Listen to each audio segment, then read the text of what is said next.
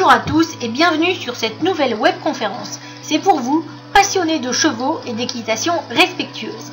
Avant de démarrer, voici un petit aperçu de tout ce que vous pourrez trouver pour vivre votre passion à 200%.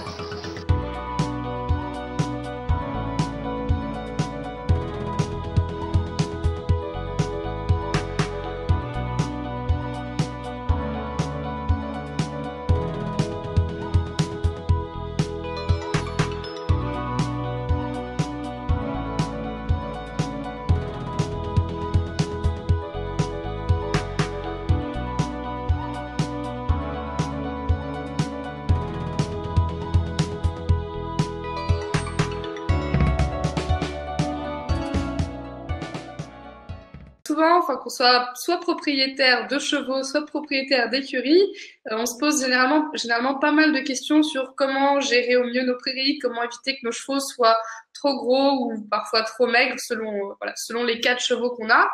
Et quelques petites règles de gestion peuvent aider à maintenir des prairies diversifiées sur le long terme et des chevaux en bonne santé. Eh ben génial, extra. Donc, on va parler de tout ça. Alors, j'ai une petite question d'Hélène qui dit, est-ce qu'il est possible de regarder le direct avec un portable? Hélène, normalement, il n'y a pas de souci. Ça doit pouvoir se faire si tout va bien. C'est souvent la 4G marche parfois mieux qu'un Wi-Fi. Donc ça se teste. Logiquement, pas de problème. Tant que un accès 4G ou alors un accès Wi-Fi, ce sera peut-être moins sympa au niveau de la visibilité des slides, mais ça se tente. Logiquement, pas de problème. Donc voilà, je ne sais pas si vous avez vu, on utilise un nouvel outil de webinar. Donc c'est le gros test ce soir. Je compte sur vous pour nous dire petit 1 si vous entendez bien, petit 2 si vous voyez bien, petit 3 si les slides défilent bien. C'était le gros souci qu'on avait derrière sur Webinar Jam. Donc voilà, on essaye ce soir.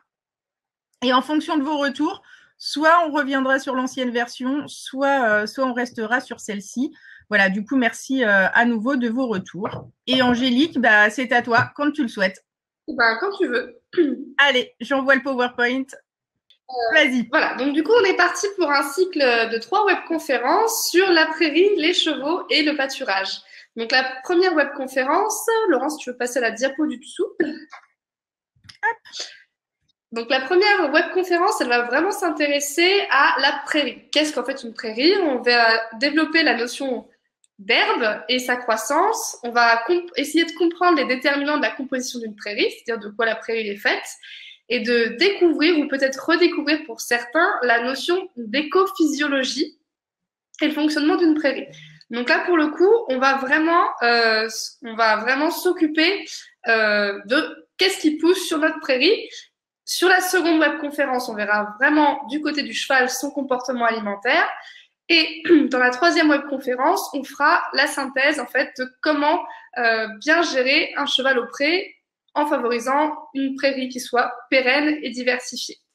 Donc on est parti pour le premier sujet du coup de la première webconférence et on va partir sur qu'est-ce que l'herbe. Si tu veux passer à la diapo du dessous, Laurence. C'est parti. Alors, donc déjà, on peut se dire, mais en fait, pourquoi est-ce qu'on parle de pâturage et de prairie pour nos animaux? Alors, selon l'INRA, qui est l'Institut national de recherche agronomique, on chiffre qu'entre 30 et 80% de l'herbe est gaspillée, toute espèce confondue, au pâturage. Donc, c'est-à-dire qu'on parle de vaches, de moutons, de chèvres, de chevaux. Il y aurait environ 30 à 80% de l'herbe gaspillée. On observe aussi, et moi c'est quelque chose que j'observe quasiment au quotidien dans mon métier, beaucoup de prairies qui sont dégradées. Et il y a finalement sur le terrain assez peu de connaissances en termes de gestion de prairies. Alors que finalement, l'herbe, c'est l'aliment qui coûte le moins cher et elle est naturellement équilibrée pour le cheval si le pâturage est bien géré. Et j'insiste vraiment sur le fait que si le pâturage est bien géré. Alors l'herbe, elle peut couvrir 30 à 95% des besoins nutritionnels annuels selon le type et la race des chevaux. Donc ça, c'est pareil, source Institut national de recherche agronomique. Donc voilà, on voit que l'herbe, selon le cheval qu'on a, plutôt cheval de sport ou cheval de loisir, ça peut couvrir entre 30 à 95% de ses besoins. Donc quasiment la totalité. De plus, ce qu'on appelle la pérennité, donc la durabilité des communautés végétales herbacées, donc la flore herbe, elle est liée à ce qu'on appelle une défoliation répétée par fauche ou pâturage, tout simplement par le fait que les animaux mangent l'herbe. Parce que naturellement, si on n'a pas cette action en fait par les animaux, on va observer un reboisement progressif en fait de la flore. En fait, les milieux sont ouverts et enfin quand il y a pâturage, les milieux sont ouverts, mais si on enlève le pâturage, il va y avoir une colonisation par des espèces arbustives et le milieu va se refermer, se transformer finalement en forêt au bout de nombreuses années. Donc le pâturage va vraiment être la condition pour garder ces espaces ouverts. Et il faut aussi souligner que la prairie, c'est un environnement naturel qui est propice au développement des activités journalières des chevaux et à satisfaire leurs besoins à la fois physiologiques et mentaux. Donc la prairie, c'est une entité vraiment vivante.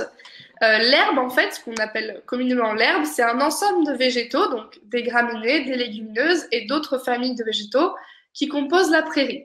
Donc la prairie, c'est vraiment différent de juste de l'herbe qui pousse.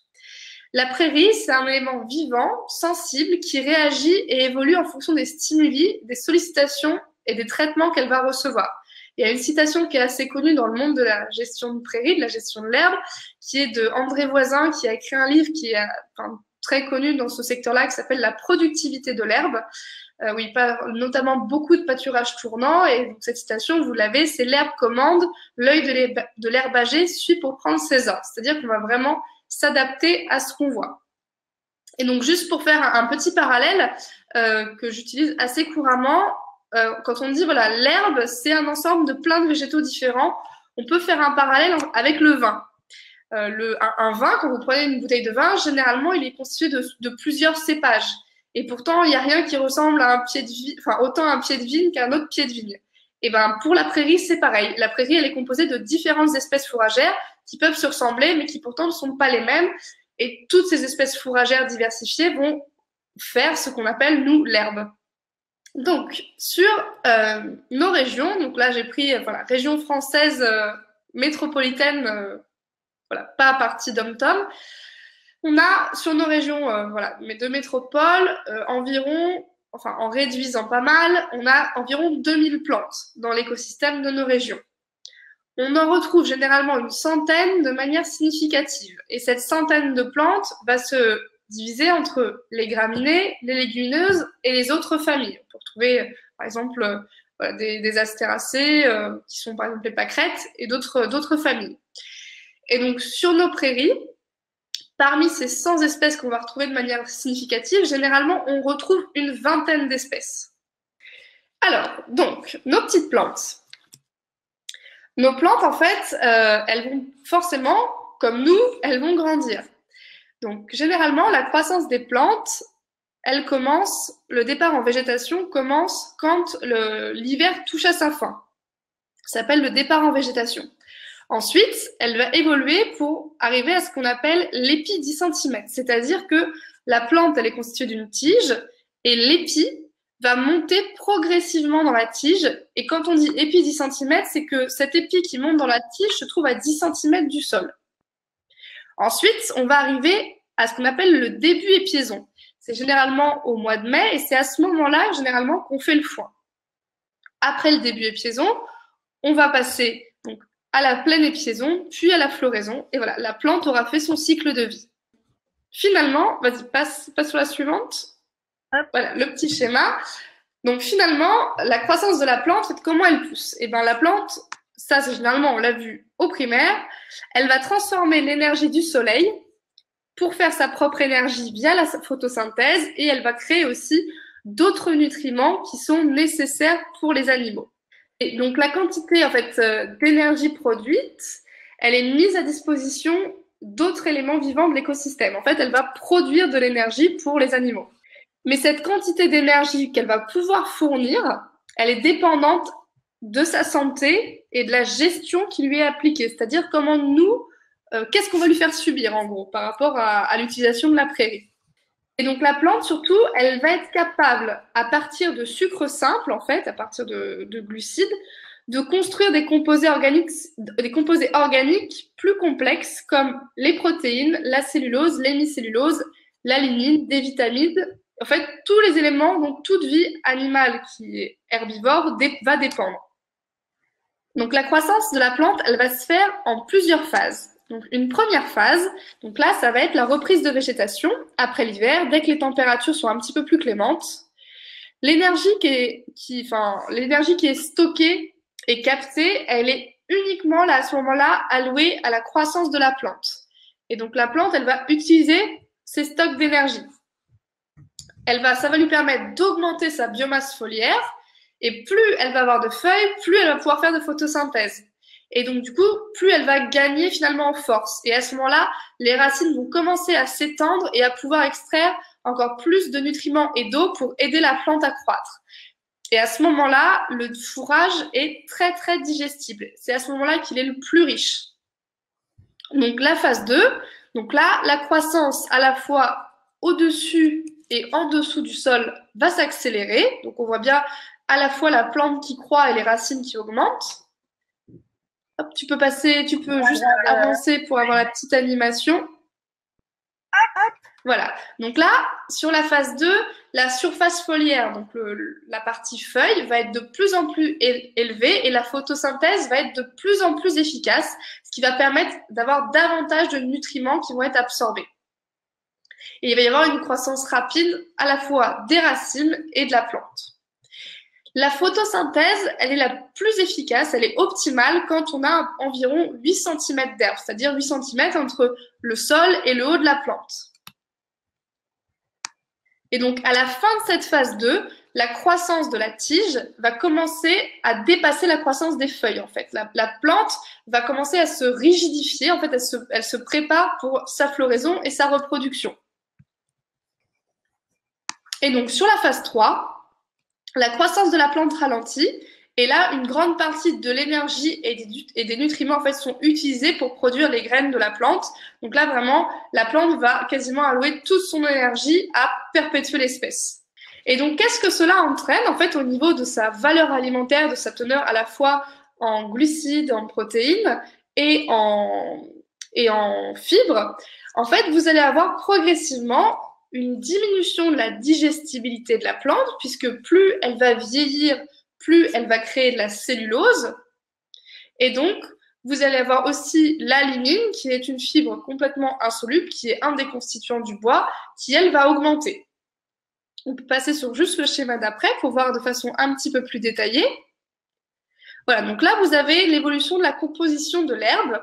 Donc, vous voyez bien, en fait, au fur et à mesure, entre le stade feuillu et le stade floraison qui correspond à sa reproduction, une augmentation de la cellulose brute, une diminution, en fait, des matières azotées et de la matière organique, c'est-à-dire la matière qui va être digestible très rapidement. Donc, en fait, on va avoir une diminution de la digestibilité et une augmentation du taux de fibres.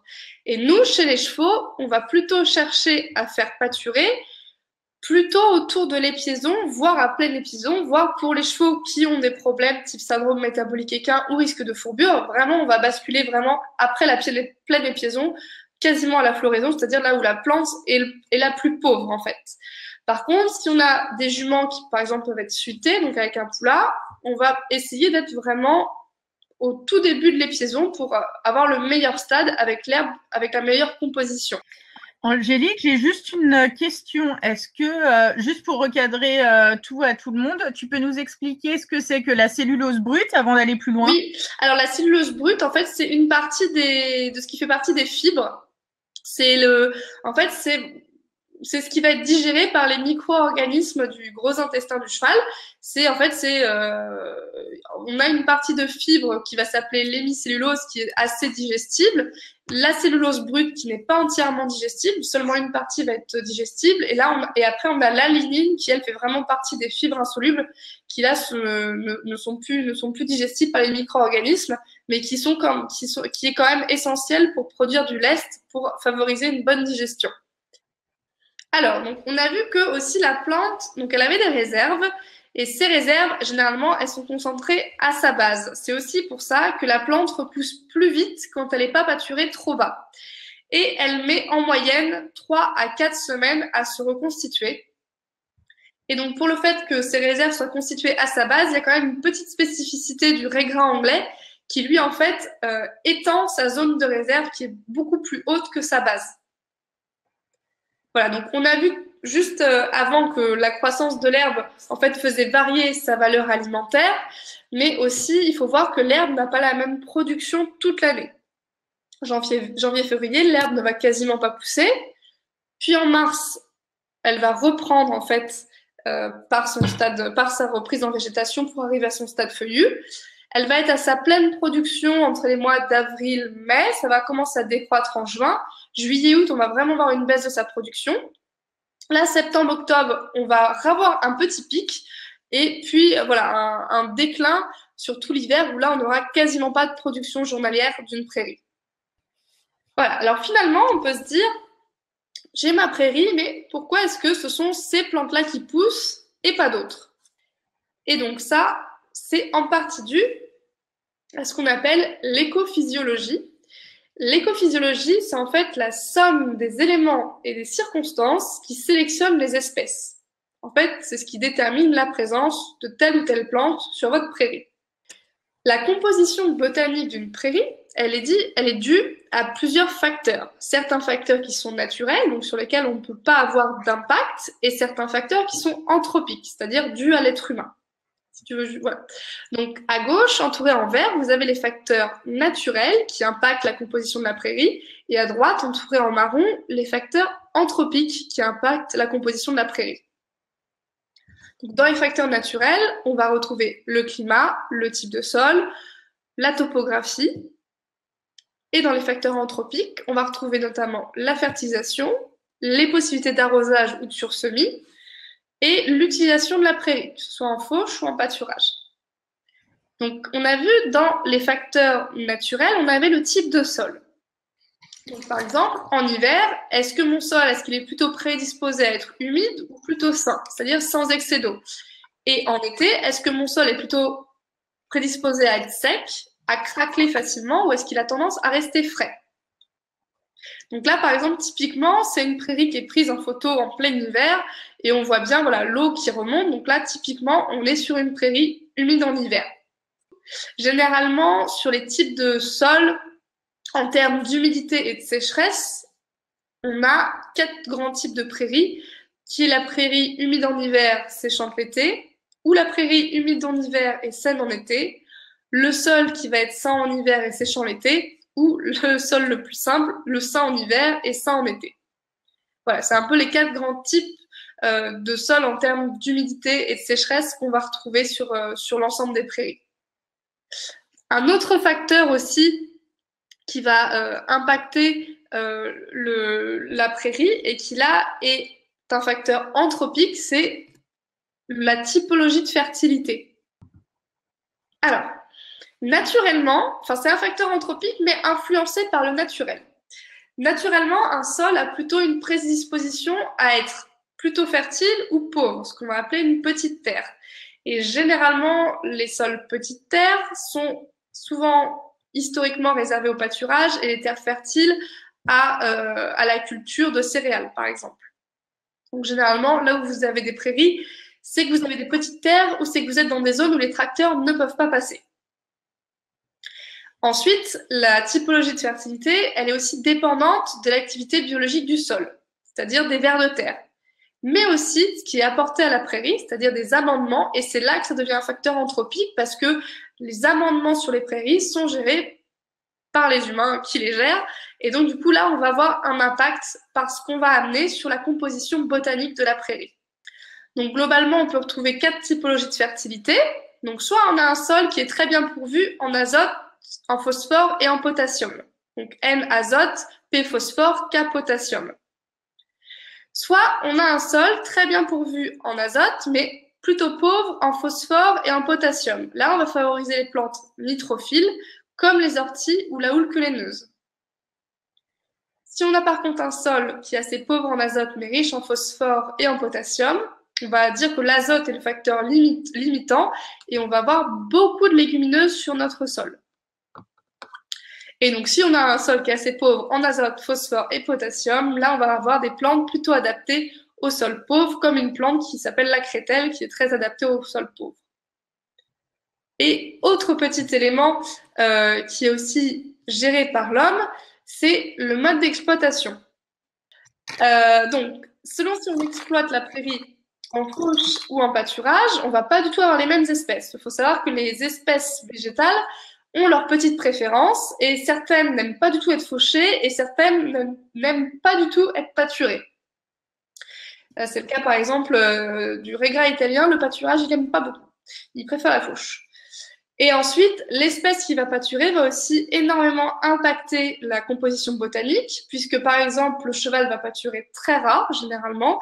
Il va sectionner les espèces très courts, et il y a certaines plantes qui vont pas aimer du tout, alors que d'autres vont plutôt s'adapter plus sur un pâturage de bovins. Donc voilà, ce qu'il faut retenir, c'est que à chaque plante correspond une écophysiologie. Il y a des plantes qui vont se plaire dans un milieu plutôt humide, d'autres dans un milieu plutôt sec, certaines qui vont aimer les terres argileuses, d'autres les terres sableuses. Voilà. La plante, elle a vraiment ses préférences, et donc pour voir apparaître ou réapparaître les plantes voulues, voilà, il faut finalement aider le biotope à être dans les meilleures conditions pour permettre à nos plantes de pouvoir se développer de la meilleure façon. C'est-à-dire qu'il va falloir reprendre en fait ces facteurs de composition botanique sur lesquels on a un impact, c'est-à-dire la fertilisation, l'utilisation et à la limite le sursemis ou l'arrosage, mais l'arrosage c'est très anecdotique. Et il va falloir essayer de gérer au mieux ces facteurs anthropiques pour avoir la meilleure composition biologique possible. Alors, donc les petites espèces communes qu'on retrouve sur nos prairies, donc là c'est un petit échantillon, mais voilà, on va par exemple retrouver la fétuque des prés, la fétuque élevée, le paturin, la grosse tisse, le dactyle, le régras anglais, le régras italien également, la fléole, et ensuite dans les légumineuses, on peut retrouver le trèfle blanc, le trèfle violet, le lotier corniculé. On pourrait également retrouver le sainfoin. Dans les légumineuses, vous trouvez également aussi le brome et d'autres graminées prairiales qu'on retrouve aussi assez communément. Par exemple, on peut retrouver du régras hybride également. Et voilà. Et donc voilà. Merci Laurence, c'est ce que j'avais te demandé. Donc voilà. Donc pour conclure en fait cette première webconférence, ce qu'il faut bien retenir, c'est que l'herbe n'a pas la même pousse ni la même valeur alimentaire tout au long de l'année. Ça va vraiment dépendre de sa croissance et aussi des conditions climatiques extérieures. Il faut aussi retenir que la prairie est fonction de son environnement. Vous ne pouvez pas faire pousser n'importe quelle plante dans n'importe quel environnement, mais elle est aussi très impactée par la gestion qui en est faite. Et on peut avoir une influence sur certains facteurs de la composition de la prairie. Donc voilà pour cette première webconférence où on s'est vraiment centré sur voilà, qu'est-ce que l'herbe, comment elle va pousser. Voilà, et ces éléments-là, voilà, qui peuvent paraître un petit peu, on va dire, abstraits, présentés sans la suite, sont vraiment pourtant essentiels pour permettre à la prairie d'être bien gérée. Parce que quand on sait sur quels facteurs on peut impacter, comment la plante va pousser, comment elle va reconstituer ses réserves, tout ça, c'est autant de clés pour permettre ensuite de pouvoir mettre nos chevaux sur les prairies et permettre à la plante de continuer à être en bonne santé et à pousser et à vivre, même si les chevaux vont utiliser cette ressource. Voilà, je vous remercie pour votre attention et n'hésitez pas si vous avez des questions. Et vous avez également mon mail et l'adresse du site internet si vous souhaitez en savoir plus. Et voilà, et donc et aussi si vous avez des questions auxquelles on ne pourrait pas répondre directement, il y a la petite adresse mail aussi. Merci beaucoup Angélique. Alors, je vais juste arrêter le partage avant de commencer à prendre les premières questions. Voilà, normalement tout va bien. Je pense que vous avez retrouvé Angélique en pleine page. Du coup, petite question qui est juste une question pratico-pratique. Émilie demande s'il y aura accès aux diapositives après la conférence. Donc, comme d'habitude, vous aurez accès au replay sur lequel il y aura les diapos, enfin dans lesquels vous pourrez retrouver les diapos. Et après, Angélique de nous dire si elle souhaite ne communiquer qu'un diaporama en PDF, c'est à elle de nous dire. Généralement, on fait un petit résumé. On l'avait fait pour la dernière webconf là sur les bonnes pratiques alimentaires. On avait fait un petit PDF. Je pense qu'on fera la même chose. Eh ben, extra. Voilà. Au top. Donc voilà, Émilie, tu as ta réponse. Cyril demande si on doit RC après chaque pâturage. Alors, donc, RC, non. Par contre, broyer s'il y a des refus, oui. En fait, donc, broyer, ça va permettre de diminuer, enfin, d'éliminer les refus et d'éviter qu'à terme, ces zones de refus s'étendent. Autre solution aussi au broyage, si vous avez la possibilité, c'est de réaliser un pâturage mixte avec passage des bovins après le pâturage des chevaux, pour éliminer les refus des chevaux, parce que généralement, bovins et chevaux ne font pas les mêmes refus. Donc l'idéal finalement, c'est d'avoir plusieurs espèces et d'alterner les espèces. Oui, mais c'est pas toujours facile. Non, certes. Mais voilà, sinon plutôt favoriser un broyage des refus après la sortie des chevaux des pâtures. Alors, juste petite question purement technique pour les personnes qui ne connaissent pas forcément. Est-ce que tu peux juste nous réexpliquer la différence entre RC et broyer? Alors, s'il te plaît. RC, en fait, c'est vous allez prendre un matériel avec des dents ou des disques. Voilà. On ne peut pas partager d'image là-dessus. Faudrait que j'en retrouve. Parce que du coup, en fait, on n'est pas du tout sur le même type de travail. La herse, en fait, vous allez venir gratter votre sol en surface pour lui permettre de s'ouvrir et de s'aérer. Vous allez en fait nettoyer le sol en enlevant un petit peu les stocks de matière organique et de végétaux morts qui pourraient rester sur le sol. Donc vraiment, la herse, on vient ouvrir un petit peu le sol pour pour l'aérer en fait et pour permettre une bonne activité biologique du sol par un bon passage, en fait, un bon passage entre contact air et terre. J'étais en train de regarder si je pouvais vous mettre en relation. Tac, tac, tac, tac. Je te laisse expliquer broyer, puis j'essaye de vous mettre des images de herse pour celles et ceux qui me connaissent. Herse de prairie. Tu peux chercher. Ça marche bien, dame. Et donc, pour le broyage, donc là, par contre, on va vraiment agir sur la végétation sur les refus, donc la végétation qui va être haute. Et donc là, vous allez vraiment venir couper, voilà, 3 ou 4 cm du sol pour éliminer ces zones de refus. Voilà, donc on est vraiment pas sur les mêmes types de travaux. Et donc, la herse, on va plutôt laisser ça. Donc, soit si on a une prairie qui est assez dégradée, on peut la passer plusieurs fois dans l'année, mais généralement, on peut se permettre de herser qu'une seule fois dans l'année, notamment à l'automne. Ok, ce qu'on fera juste, c'est que du coup, on mettra une image dans le petit doc qu'on fera, ça te va, ce sera peut-être sur le PDF, je ferai un petit point hersage et broyage. Du coup. Tu es au top. Cyril demande également comment est-ce qu'on peut éliminer les rampes. Alors justement, là j'ai une petite question. Qu'entend-il par les rampes? Parce que voilà. Là, tu es avec nous? On ne t'entend plus. Tu m'entends? Oui, là, ça y est. Voilà. Dis-nous tout, parce que du coup, on n'a pas entendu la réponse à la question. Non, mais justement, j'avais une question sur qu'est-ce qu'il entendait par les rampes. Alors, Cyril, qu'entends-tu par les rampes? Dis-nous tout. En attendant, on peut peut-être que Cyril nous réponde. On peut peut-être aborder la question suivante qui est est-ce que tu aborderas la question du pâturage tournant? Oui, bien sûr, dans la 3e webconf. Ok, et bah top. Et Émilie qui nous dit, lorsqu'on broie le pré, est-ce qu'il vaut mieux laisser au sol ou enlever ce qui a été coupé? Alors, on peut laisser au sol à condition qu'on ait une bonne vie biologique du sol et que ça soit dégradé. Mais bien sûr, il ne faut pas remettre les chevaux tout de suite derrière. Mais de toute façon, généralement, quand on broie, c'est qu'il y a eu le pâturage et c'est que donc, généralement, on laisse le repos à la prairie derrière. Ouais, donc de fait, tu es forcément obligatoirement, tu as l'obligation d'attendre avec du coup une question en fonction finalement de ton type de prairie. Est-ce que tu attends plus ou moins longtemps si jamais tu as broyé ton pré pour remettre un animal quel qu'il soit? Alors, ça dépend surtout de la saison dans laquelle on est.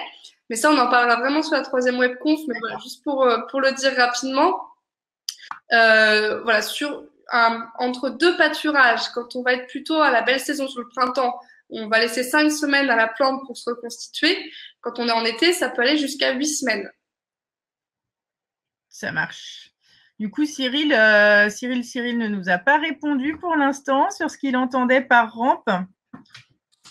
Donc, on attend un petit peu sa question.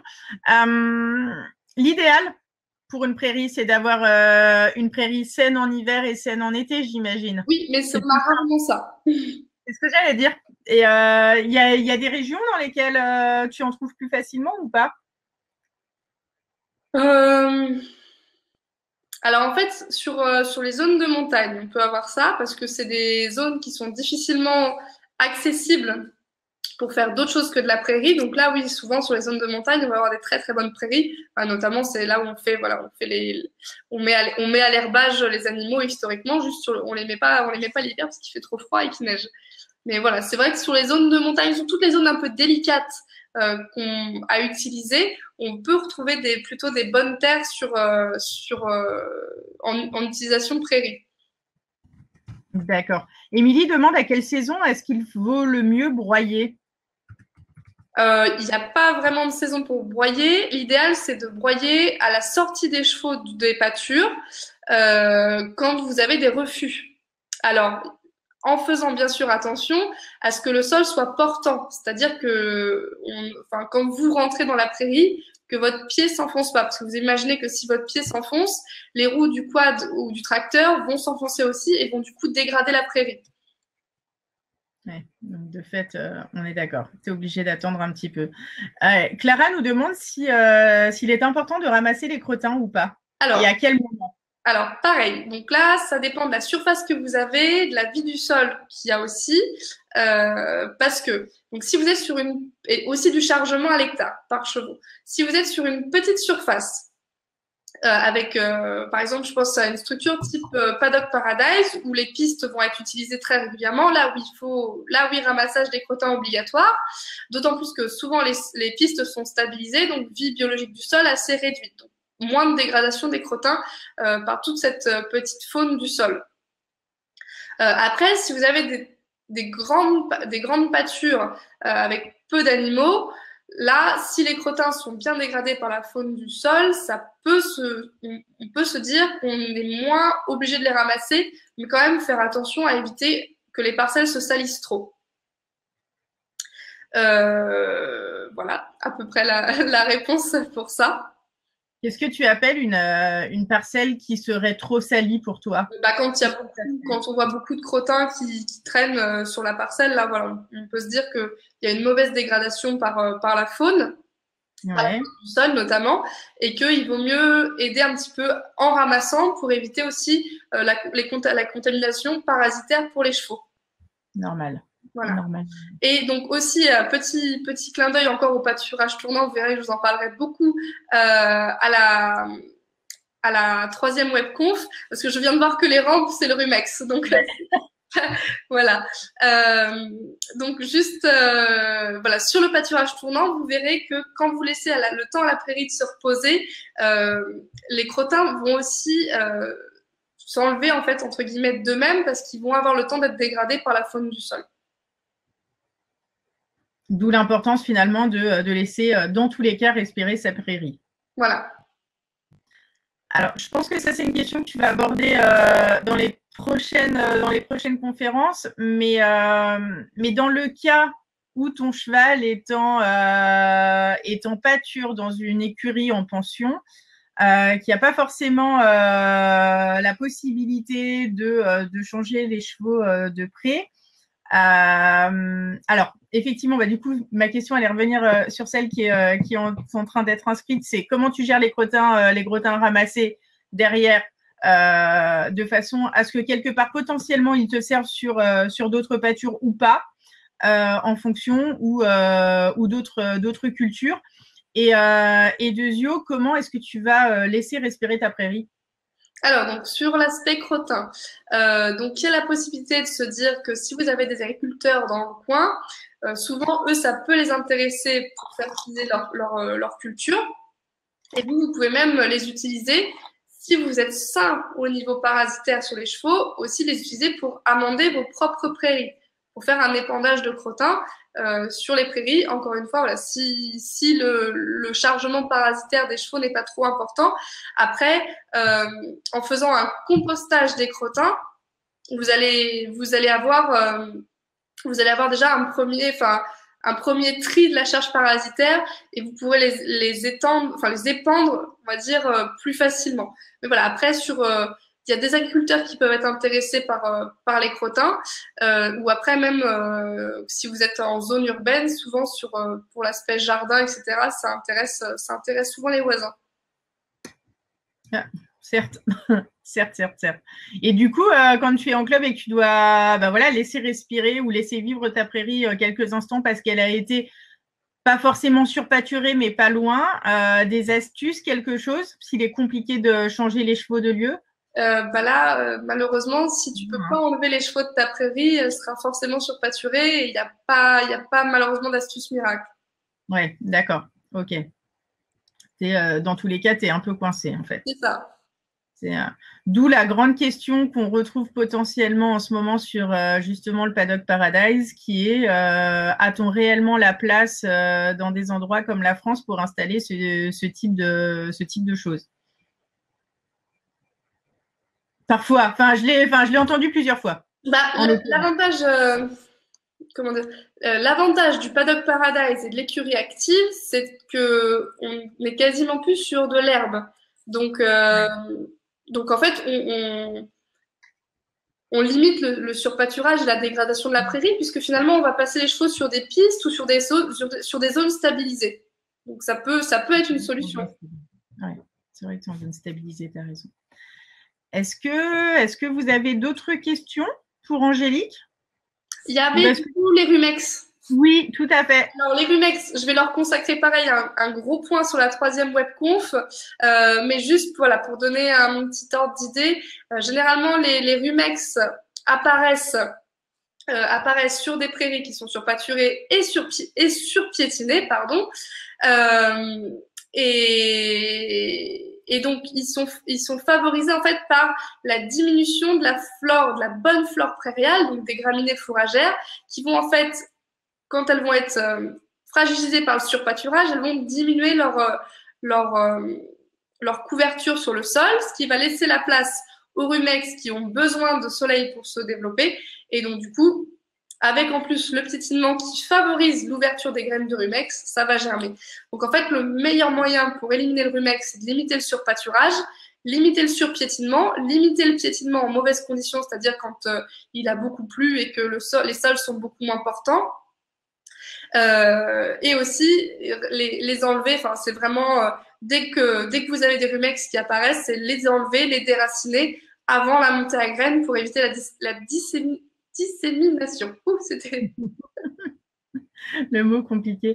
Je pense que tu as dû voir la question d'Émilie qui demandait quel était le chargement idéal sur une pâture pour des chevaux.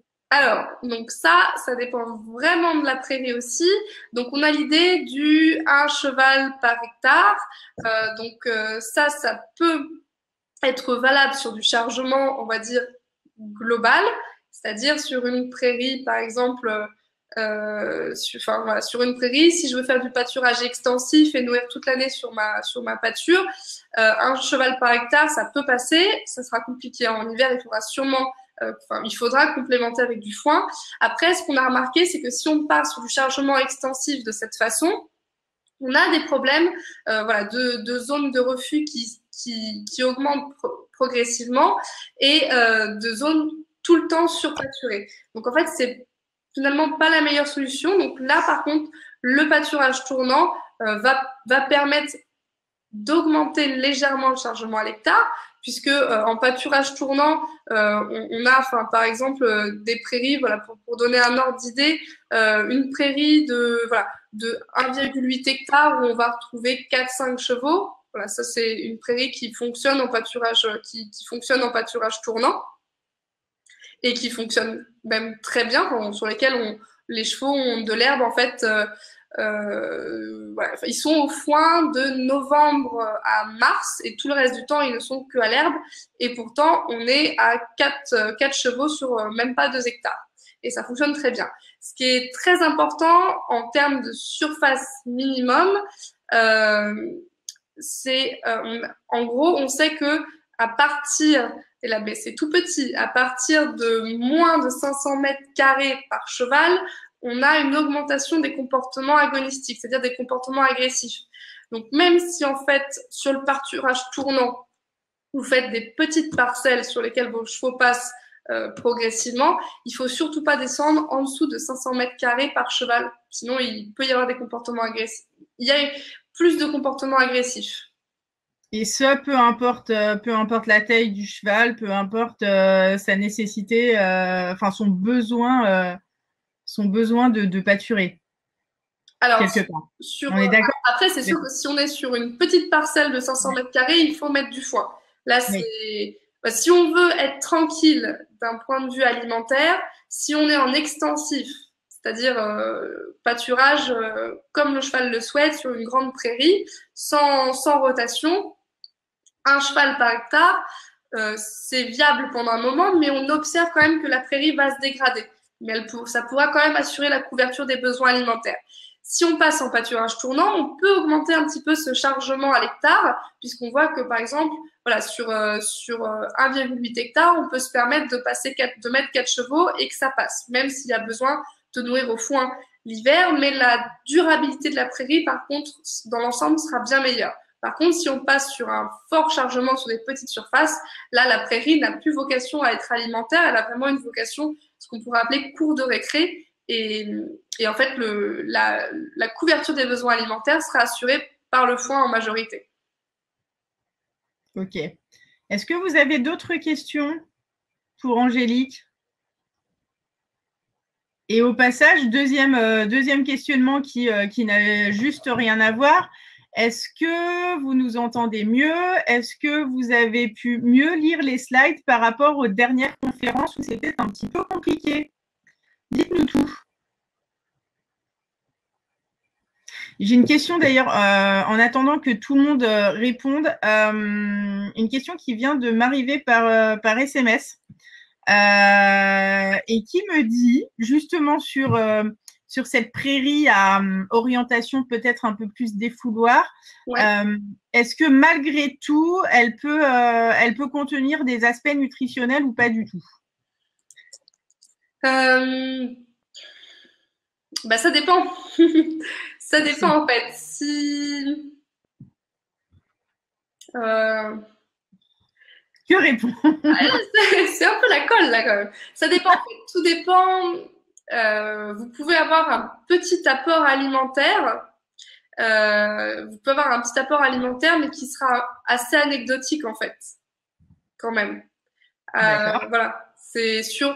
Voilà, si vous êtes sur un petit paddock de 2000 mètres carrés, voilà, enfin, je sais pas, par exemple pour 2 chevaux, on va vraiment être sur de la cour de récré et sur une fourniture alimentaire vraiment, voilà, anecdotique, on peut dire ça comme ça. Mais qui aura quand même, voilà, le cheval pourra aller grappiller quelques herbes par-ci par-là et même moralement, ça peut être intéressant.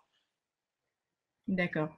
Est-ce que tu as vu la question d'Émilie qui nous dit… Je viens de la voir. Émilie, je t'invite à suivre la 3e webconf parce que ça sera vraiment, ces questions-là qui seront traitées. Après, comment savoir comment couper sa parcelle, juste pour y répondre rapidement. J'ai envie de dire, c'est tes chevaux et ton environnement qui vont te le dire. Ils vont voir en fait… tu vas voir comment ils s'organisent dans leur prairie et comment répond la prairie à leur utilisation. Donc, c'est-à-dire, est-ce qu'ils ont des zones où ils vont préférer se reposer ou des zones où ils vont préférer se rouler. Et en fait, l'idée du pâturage tournant, c'est soit de te dire, je garde un point d'intérêt, par exemple, zone avec l'abri, et avec la zone de roulage, par exemple, je garde ce point d'intérêt qui soit central ou sur une zone de ma prairie, et je vais couper en fait en gardant ce point d'intérêt comme point auquel ils auront toujours accès. Et si tu vois qu'il n'y a pas besoin de garder un point d'intérêt particulier, mais qu'il y a un point d'intérêt dans chaque parcelle que tu peux faire, là, tu peux faire ton découpage en fonction de ton environnement. Par exemple, si tu as une côte dans ta prairie, tu vas t'arranger pour couper ton parcellaire de façon à ce que les chevaux puissent toujours avoir du plat, en fait, pas couper pour les forcer à être toujours dans une côte. Voilà, en fait, c'est vraiment ton environnement et tes chevaux qui vont te le dire sur la façon de couper. Une prairie qui s'appauvrit, est-ce que combien de temps à peu près il lui faut pour retrouver une partie de ses ressources nutritionnelles? Une prairie qui a été vraiment dégradée, c'est 3 ans à peu près à remettre en état. Ok, d'accord. C'est long. Malgré et donc dans ces cas-là, vraiment tu la laisses respirer et surtout tu ne la laisses pas pâturer par d'autres animaux. Alors oui, quand la prairie a vraiment été très dégradée, il faut la mettre au repos et il faut vraiment, la bichonner en fait. Il va falloir faire les soins au sol, il va falloir potentiellement faire un sursemis pour aider les bonnes espèces fourragères à repartir et voilà, et vraiment la bichonner, pas remettre les chevaux tout de suite dessus pour lui laisser ses réserves se reconstituer. On peut faire une analyse de sol aussi pour amender au plus près des besoins du sol. Voilà, mettre en place tous les éléments pour lui permettre de se remettre un petit peu du traitement qu'elle aura eu. Ok. Je pense que tu as dû voir la suite de la question d'Émilie. Oui. Alors oui, c'est vrai que l'idéal, c'est d'observer les chevaux un petit peu évoluer dedans. Après, tu peux te permettre de faire un parcellaire avec un pâturage tournant en fait dès l'entrée des chevaux. En fait, il y a plusieurs options. Soit tes chevaux sont déjà sur la parcelle et tu sais comment ils évoluent et tu vas du coup, comme tu connais leurs habitudes, tu vas savoir comment parceller pour pas trop les chambouler et que la parcelle et que l'environnement de la prairie soit bien.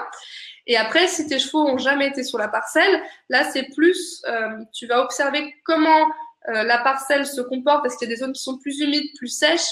Et là, tu vas raisonner ta rotation et ton découpage en fonction de ça. Par exemple, si tu as une zone dans ton pré qui est plus humide, tu vas te dire, tiens, cette zone-là, elle est plus humide, donc je vais l'utiliser quand c'est le plus sec, donc plutôt à l'été, etc. Voilà, tu as les deux options. En fait, soit c'est ton environnement qui te le dit si tes chevaux n'ont jamais été dessus, et si tes chevaux sont déjà dessus, c'est tes chevaux plus ton environnement qui vont te faire raisonner le découpage. Et donc, du coup, comme on fait pour la remettre en état, il faut ressemer. Tout dépend du niveau de dégradation. Et du coup, c'est la question de Clara. Comment estimer l'état de dégradation? Donc, tout ça sera dans la 3e. Je suis désolée. Ça sera dans la 3e webconf. Tout est prévu. Mais vous verrez comment estimer l'état de dégradation. C'est par une observation de sa parcelle. Voilà, pour donner quelques éléments, on fait une observation à l'horizontale et à la verticale de ces prairies qui vont permettre de voir en fait s'il y a des zones nues sur le sol et on va faire aussi quelques petits relevés. Voilà, on regarde en fait les espèces présentes, est-ce qu'il y a une espèce qui colonise plus, etc. C'est tout ça, toutes ces petites infos-là vont nous donner des infos sur l'état de dégradation. Et en fonction de l'état de dégradation, on saura si est-ce qu'il suffit juste de lever les causes de la dégradation, c'est-à-dire le surpâturage, le surpiétinement, pour que la prairie revienne à un bon état, ou est-ce qu'il faudra lever les causes de dégradation, comme le surpâturage ou le surpiétinement, et l'aider en plus parce qu'elle aura été assez dégradée, et l'aider du coup en passant par un sursemis. Sursemis, c'est-à-dire je n'enlève pas tout ce qui est déjà sur ma prairie, juste je vais rajouter des nouvelles plantes. Ou des plantes déjà présentes, mais je vais les mettre en plus grande quantité. Ensuite, pour la question de Cyril, comment peut-on faire des analyses de sol? Alors, l'analyse de sol, ça se passe, généralement, c'est des techniciens qui vous la font parce qu'il y a besoin d'être le prélèvement, voilà, il y a le matériel, il faut le matériel approprié. généralement. Donc souvent, c'est des techniciens, soit des chambres d'agriculture, soit de laboratoires indépendants qui viennent vous la faire en fait. Et donc en fait, ils vous font l'analyse et vous recevez un petit bilan d'analyse de sol. Ça, pareil, on pourra mettre les petites infos dans le PDF. Tu as vu la question qui suit? Quel est le moyen d'entretien à l'hectare? Encore une fois, tout dépend. Alors là, ça dépend de tellement de facteurs que donner un coût moyen, c'est assez compliqué parce que tout dépend si vous êtes propriétaire du matériel, si vous faites appel à une entreprise de travaux pour faire l'entretien. Tout dépend aussi si dans le coût d'entretien, vous comptez le coût de création de la prairie. Voilà, si vous partez d'une zone où il faut sursemer ou même ressemer complètement une prairie ou la semer si c'était par exemple une zone de culture, là vraiment le coût il peut varier énormément.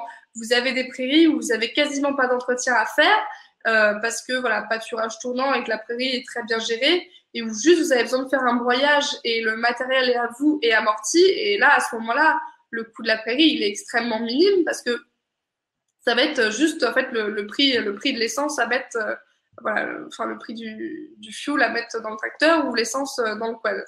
Donc là voilà, ça va être minime. Par contre, si c'est une prairie qui a été très dégradée sur laquelle il faut faire qu'il faut hercer, où il faut broyer, où il faut ressemer, là ça va être beaucoup plus élevé. Juste pour donner un ordre d'idée, le coût d'un semis de bonnes semences fourragères sur une prairie à l'hectare, on va être autour de 220-250 € l'hectare, juste le semis.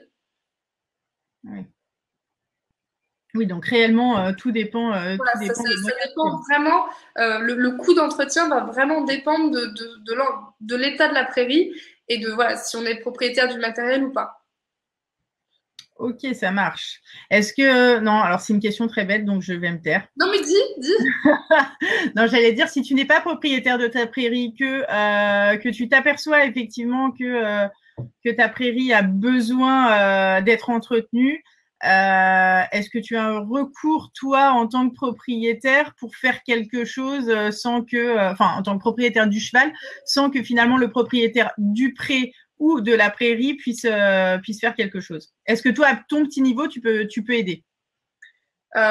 Juste informer le propriétaire que là, il serait bien de faire quelque chose sur la prairie parce que même en termes économiques, une prairie qui se dégrade pour un propriétaire de terrain, c'est une perte économique parce que moins de qualité, enfin moins d'herbe en qualité et en quantité, c'est-à-dire des chevaux qui vont être moins en état sur les prairies, ou au contraire, s'il y a surpâturage et plantes très, très résistantes au pâturage, c'est des plantes plus sucrées et c'est des chevaux qui vont être mal parce que des chevaux qui vont manger beaucoup de sucre et qui potentiellement seront en moins bonne santé que sur une prairie qui serait bien gérée. Voilà, donc juste informer le propriétaire du fait qu'il y a peut-être un petit souci de gestion de prairie. Ça marche. Est-ce que vous avez d'autres questions pour Angélique? Et en tout cas, en attendant, Angélique, est-ce que tu peux juste nous redonner les étapes des 2 prochaines conférences? Alors, donc du coup, la prochaine, donc elle est au 4 octobre. Alors, attendez, je ressors mon pense-bête. J'en profite. Alors, donc la prochaine est au 4 octobre et donc on parlera comportement alimentaire du cheval au pâturage et son impact sur le milieu. Donc on parlera notamment des spécificités du comportement alimentaire du cheval, donc c'est-à-dire comment le cheval pâture-t-il, quelles sont les espèces végétales qu'il préfère et aussi comment se construit son comportement alimentaire. Et j'ai vu qu'il y avait une petite question, quand le pré est inondable, quelle solution? Malheureusement, alors, si, il y a quand même une solution. Enfin, il n'y a pas de solution. Enfin, si, la solution, ça serait de se dire, on draine. On va drainer. On va poser des drains, en fait, pour limiter les inondations du pré. Mais ça, on part sur des coûts qui sont quand même assez élevés. Ensuite, l'autre option, ça peut être de se dire, on laisse le pré s'inonder, on sort les chevaux du pré à ce moment-là, bien évidemment, et on essaye de sélectionner une flore qui est assez résistante aux inondations. Malheureusement, on est vite limité dans ce cas-là. Voilà, mais pré-inondable, voilà, sortir les chevaux et voilà, si possibilité, voilà, mettre des drains, mais voilà, après on est sur un autre budget sur la partie poser des drains. Et ensuite, donc Cyril, quelle graminée est favorable pour avoir un bon équilibre? Alors là, trèfle blanc, trèfle violet, sainfoin, on est sur des légumineuses, pas des graminées. Les graminées, c'est tout ce qui va être dactyle, fétuque des prés, régras, voilà, c'est une autre famille. Trèfle blanc, trèfle violet, trèfle hybride, trèfle alexandrie, trèfle incarnat, sainfoin, luzerne, notier, minette. Ça, c'est tout ce qu'on va appeler, c'est le cortège de légumineuses qu'on va retrouver dans les prairies. Et qui vont apporter de la matière azotée aux chevaux quand ils vont les consommer et qui ont la capacité à capter l'azote de l'air et à le restituer dans le sol. Donc là, pour le coup, ces légumineuses, elles vont permettre d'apporter de l'azote à la graminée gratuitement.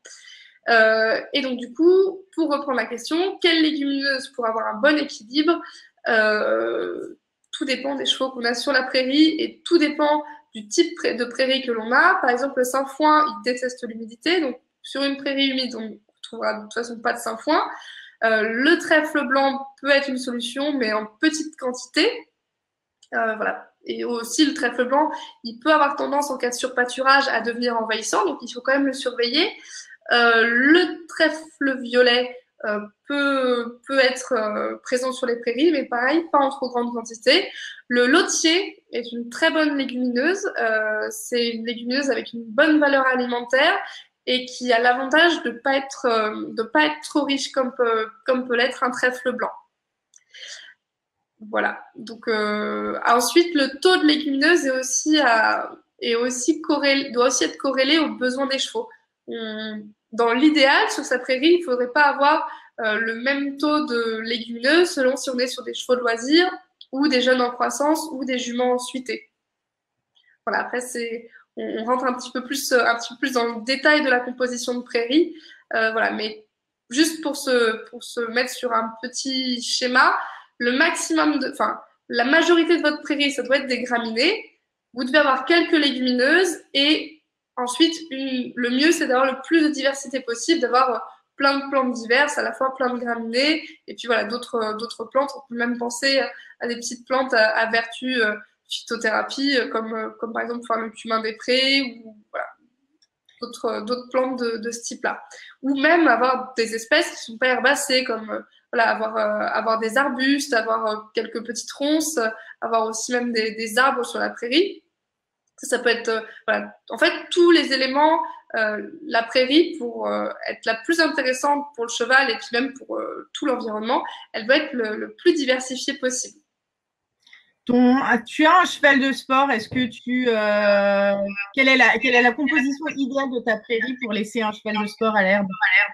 Alors, je reprends mes petites notes parce que j'en ai une, je suis en train de travailler dessus en ce moment. Hop.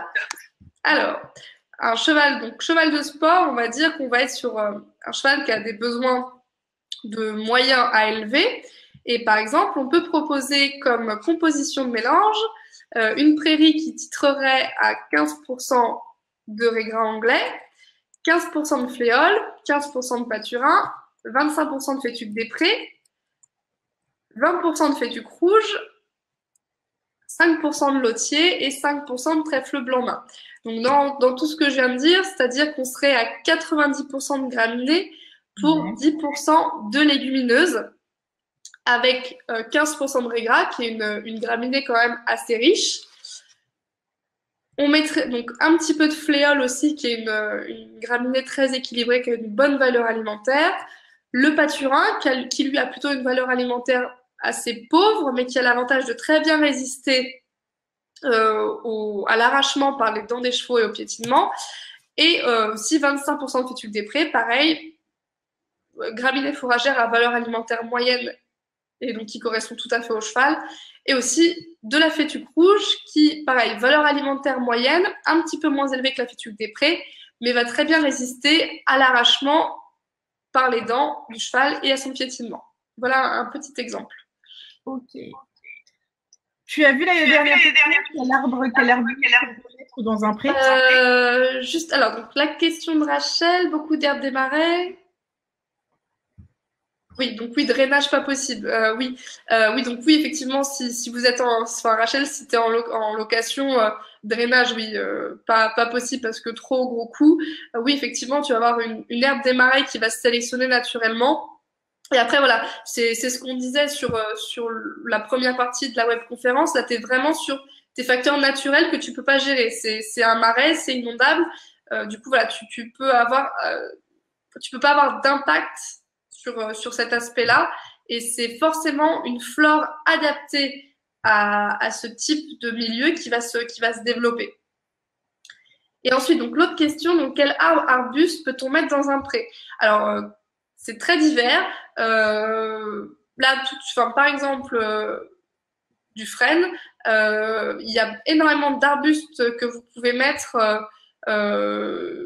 En fait, l'idéal, c'est vous pouvez aller sur toutes les essences à condition que ce soit pas toxique. Le mieux, c'est encore en fait de prendre une liste des espèces, toxiques et de les éviter pour les chevaux. Mais sur les arbres et les arbustes, vous avez vraiment un panel énorme qui peuvent être utilisés. Si jamais tu as un pommier ou quelque chose de cet ordre, alors, berger à côté. Oui, mais alors attention quand même aux chevaux qui risquent de se gaver. Voilà, après faut juste faire attention au fait que le cheval ne se gaffe pas, par exemple avec les pommes qui pourraient tomber, ou voilà, si on est dans des anciens vergers, sur pommes, poires, etc. Faire attention aussi, par exemple là, à cette période-là, le souci, ça va être avec les chevaux qui vont manger énormément de glands et qui vont s'intoxiquer aussi comme ça. Voilà, faut juste faire attention aux essences qui vont être dans nos prairies pour éviter pour éviter les intoxications. Tu as vu la question de Rachel? Alors non, je ne l'ai pas encore eu.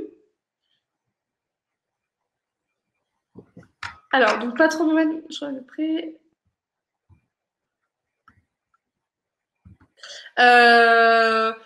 Sur deux herbes, entre pré-sec et pré-humide, la différence est quand même relativement minime.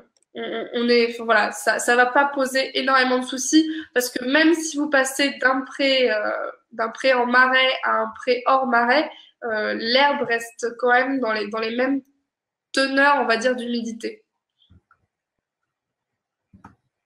Est-ce que ça répond à ta question, Rachel? Ou pas du tout? Pas du tout.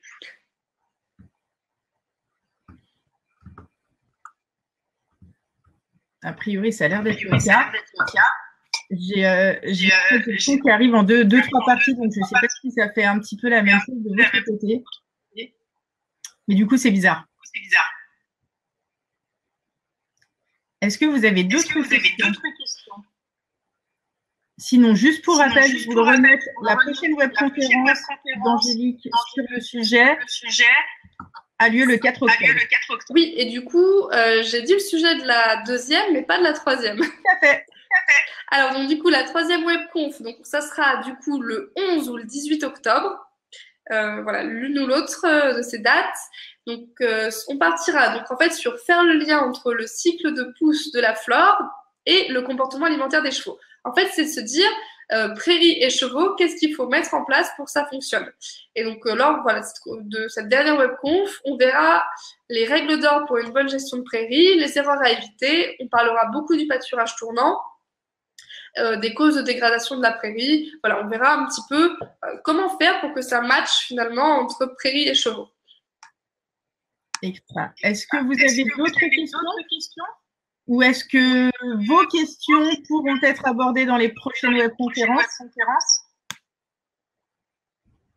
Dites-nous tout.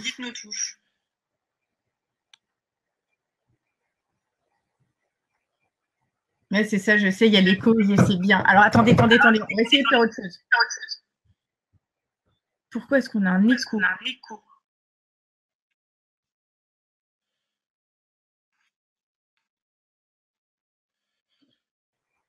Est-ce que là, ça va mieux? Ou pas du tout? Émilie, qu'est-ce que tu en penses? C'est pas terrible. Ça faisait pas ça tout à l'heure. Bah écoute, moi j'ai pas d'écho. Ah, c'est pas mal. Du coup, je te laisse répondre à Rachel. Alors moi j'ai pas la dernière question encore. Alors, en fait, Rachel demande si la camomille dans les pieds est dangereuse ou pas. Non. Juste vérifier qu'il n'y en ait pas en excès. Mais non, la camomille n'est pas dangereuse et généralement ils y touchent pas trop. Par contre, on s'en sert en plante en phytothérapie. Ah ouais. Ok. Voilà, sur les espèces vraiment, qui peuvent être intéressantes, il y en a quand même pas mal qu'on peut retrouver. On parlait tout à l'heure du frêne. On peut mettre ce qui va être les saules, les aulnes, même sur des plantes, framboisiers, mûriers, pas forcément dans la prairie, mais même autour. Les orties souvent vont être consommées à la descente de sève. Vous pouvez avoir, même les ronces sont intéressantes parce que pleines de minéraux. Le thym, le tilleul, même la menthe, des fois va pousser naturellement aussi sur les prairies. On peut retrouver l'églantier. On a dit tout à l'heure cumin des prés, on peut aussi retrouver le fenouil. Il y a énormément d'éléments de petites plantes qui peuvent être bénéfiques sur les prairies. Et voilà, l'important, c'est vraiment de favoriser la diversité. On en revient toujours à la même chose. Finalement. C'est ça. Et même, pour le petit historique, sur les prairies, en fait, comme elles, on était dans le passé sur des prairies multi-espèces. Avec la révolution agricole, après la Seconde Guerre mondiale, on est arrivé sur des prairies plus monoculture. On avait une espèce sur la prairie. Après, on s'est dit ça, il y a trop de risques. Il y a trop de risques avec ça. On va passer sur des prairies de 3 espèces. Donc là, on avait une ou deux graminées associées à une légumineuse. Donc du coup, on était sur 2 ou 3 espèces et progressivement, on est revenu à des prairies, ce qu'on appelle multi-espèces. Ça, c'est notamment parti de... Ah, on a perdu Laurence. Si je suis bien là. On t'avait perdu. On revient progressivement sur des prairies multi-espèces. Donc, c'est-à-dire, vous pouvez avoir des mélanges où dedans, vous allez retrouver 5-6 espèces de graminées et de légumineuses. Et donc, voilà, on implante ces prairies multi-espèces s'il y a besoin. Après, naturellement, la prairie naturelle, la prairie permanente, elle va être très diversifiée. Mais s'il faut ressemer une prairie, il vaut mieux semer avec un nombre important d'espèces et favoriser aussi une diversité extérieure au semis de graminées et de légumineuses. Donc voilà, favoriser, si vous avez des petits ronciers ou des arbres, etc., vérifier qu'ils soient bons pour les chevaux. Et ensuite, faut pas avoir une prairie toute verte, toute carrée. Il faut vraiment favoriser la diversité. Est-ce que tu as vu la question de Rachel? Alors, comment apporter du plantain quand le poney le demande souvent? Alors, la meilleure façon encore d'amener le plantain, ça peut être de laisser le poney choisir si vous avez la possibilité d'en semer un petit peu dans la prairie, s'il y a la possibilité. Et sinon, pourquoi pas d'aller en cueillir et lui en apporter un petit peu s'il en souhaite. J'aime bien quand le poney le demande souvent. C'est pas mal. Mais alors, souvent, donc, et plantain généralement, donc plantain lancé au lait, souvent, les chevaux le sélectionnent quand ils en ont besoin. Comme la menthe et comme les orties, souvent. Ok. Est-ce que vous avez d'autres questions?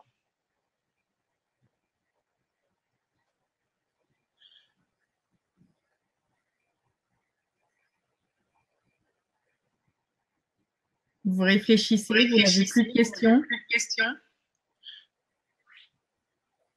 Est-ce qu'on demande à Angélique la fin?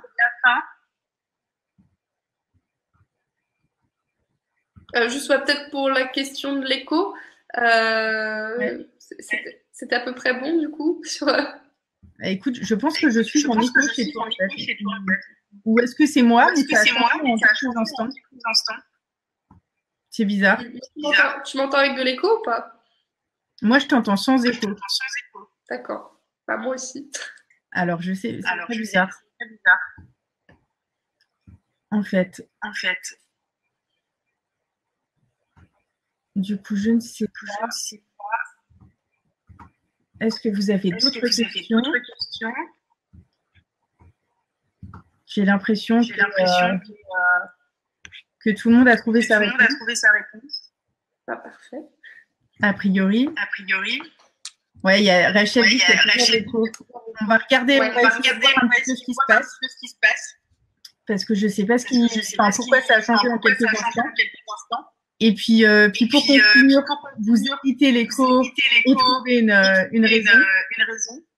Eh bien, je vais demander à Angélique de faire le mot de la fin. Alors, donc, je vous remercie donc d'avoir suivi cette première petite webcon sur la gestion de prairies.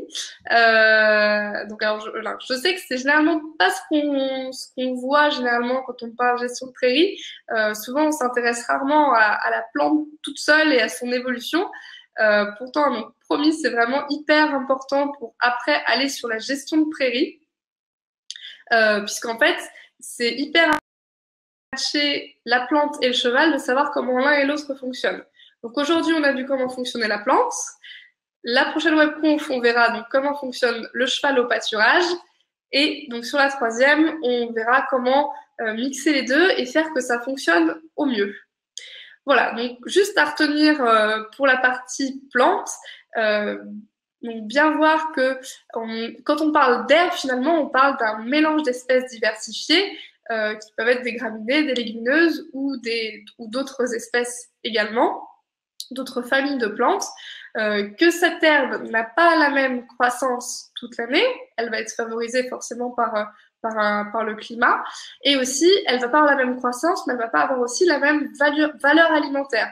Votre cheval ne mangera pas autant de glucides, de protéines et de lipides selon s'il mange, par exemple, au début et à la fin du printemps.